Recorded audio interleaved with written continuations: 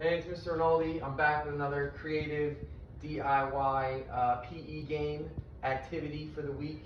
So this week's game is called Bowl Ball, and if you're familiar with bowling, it's kind of set up the same way. So you see how I have 6 bowls lined up down the hallway. You're going to have to find a nice area in the house that's kind of open and big enough for you to, it doesn't have to be huge, maybe 6 to 10 feet away. I'm not standing too far away, but I have the bowl set up in the shape of bowling pins. So with bowling, there would be 10 pins. You can use 10 bowls if you want. I just used 6. And for the purpose of throwing an object at the bowling pins or the bowls, we're just gonna use socks. You have everything you need in the house. You can use any kind of mixing bowls or dishes. So grab yourself 2 socks from your drawer, just fold them up, and now you got yourself a ball to throw.